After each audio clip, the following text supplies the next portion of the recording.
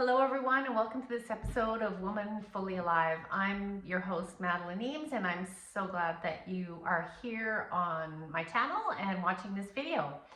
So for today's topic, I'm going to talk about something that is very, very dear to my heart, and I do see it as the key to people's happiness, to their peace, to their health, emotional and physical health and mental health. And this episode is also for everyone. It is about emotional intelligence.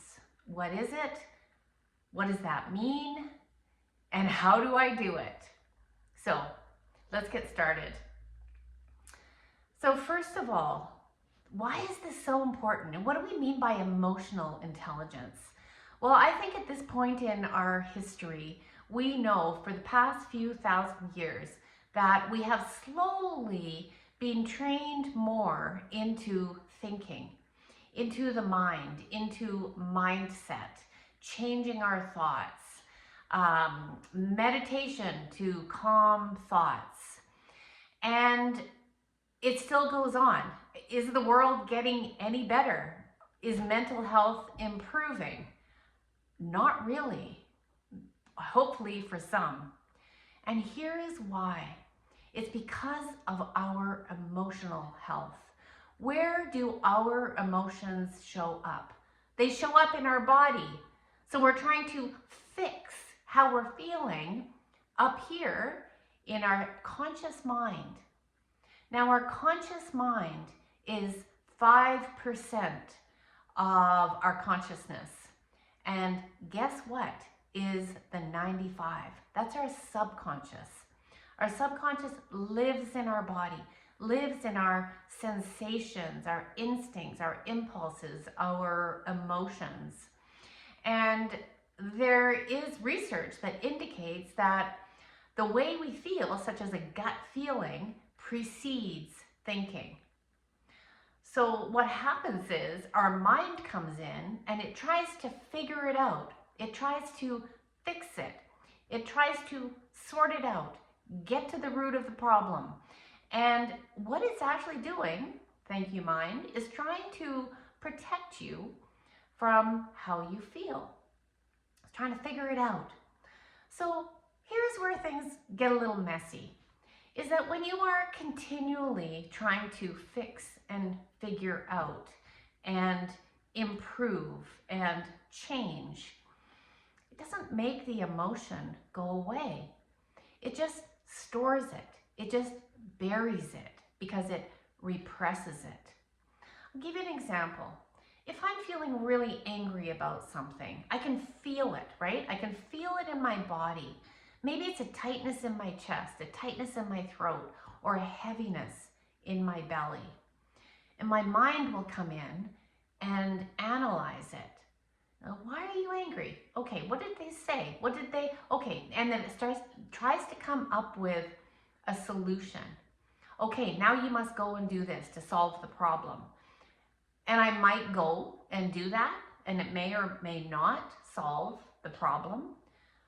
But what the problem is has actually been missed, because that anger now has not really been felt.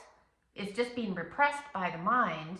And if that particular thing should happen again, well, watch out, because that's going to be like putting gasoline on a flame, because there's already that trigger there.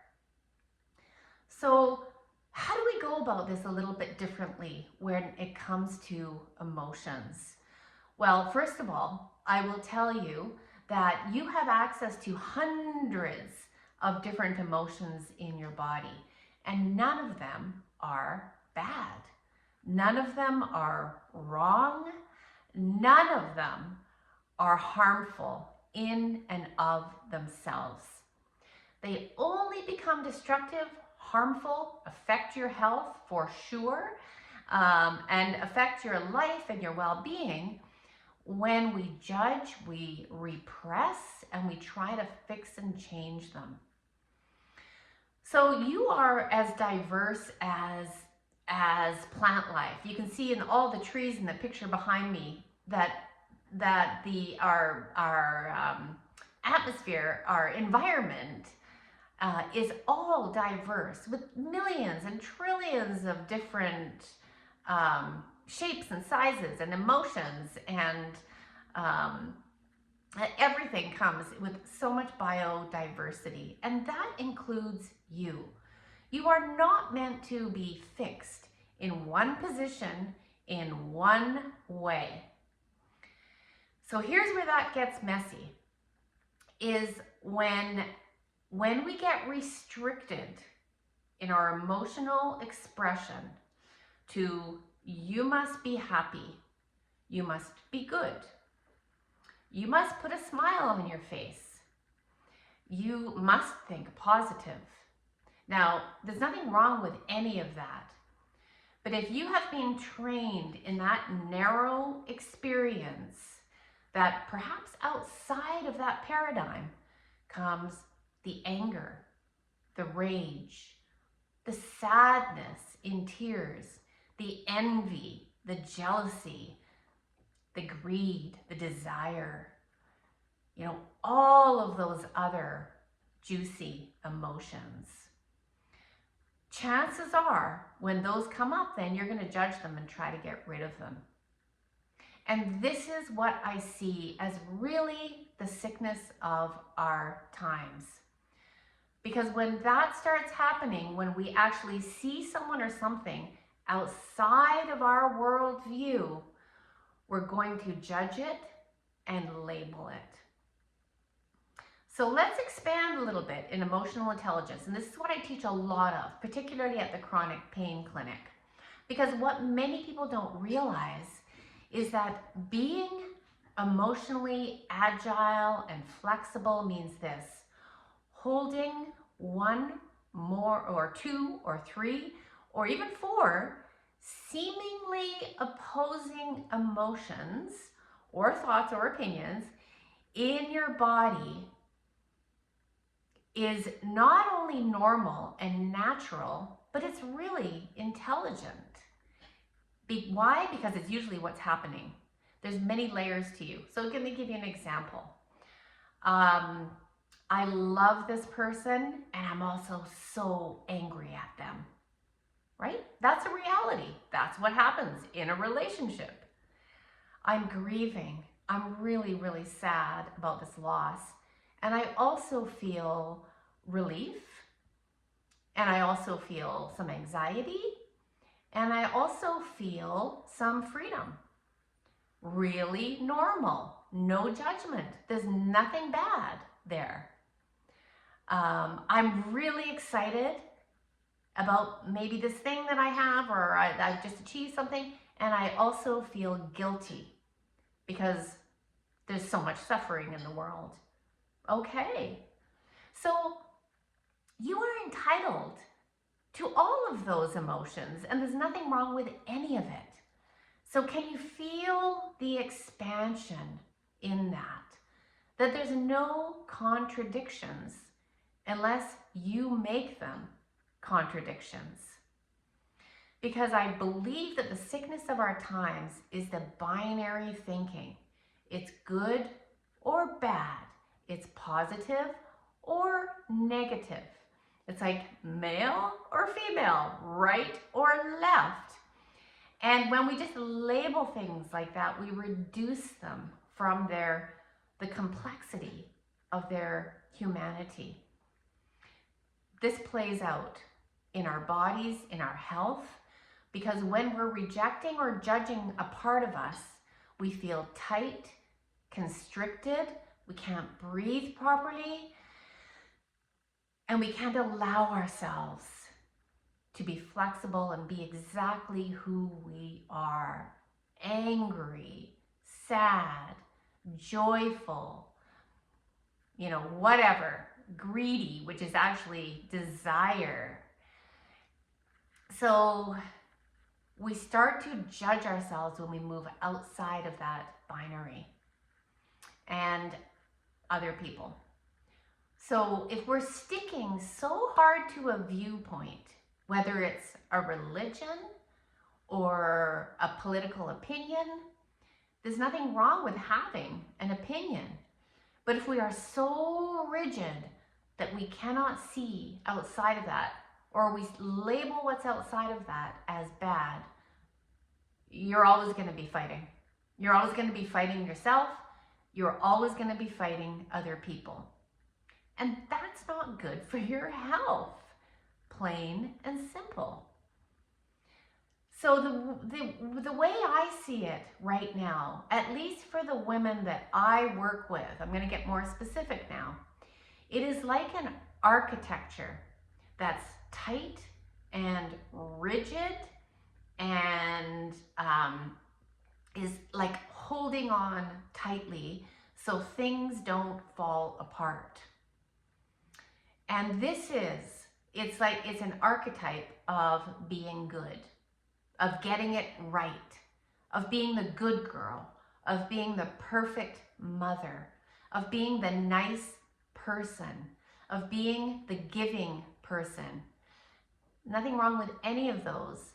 But if you're holding on so tight that when it starts to crumble a bit, you panic, then it's time for expansion. And here's the interesting thing is that, you know, for some of my clients, the expansion is just trying on a different hat or doing the opposite. So allowing yourself not to be destructive, but to get really angry in your body and just go there and see what it feels like and see that you're okay. Or if you're someone that has to give when someone comes to the door, or when you walk by, say, a homeless person on the street. And I've had women who, for whatever reason, walk by and then they get all the way home and they go all the way back because they feel so guilty that they're a bad person. Okay, that's not okay. Because you're still a good person, no matter if you give or not. So the exercise for them is to actually practice walking by with no guilt.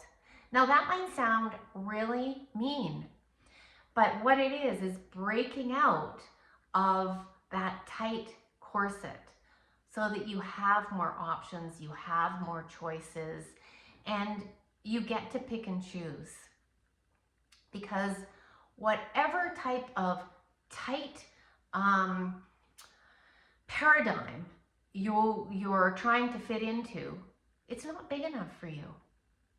Because you not only get to expand into all the ways that you feel, you know, what you might call good, bad, and everything in between, and you get to expand into all different ways of being, all different ways of dressing, all different, you know, the fluctuations in your voice, maybe different hobbies. Like, imagine the expansion that comes when you start to become more flexible and more emotionally agile.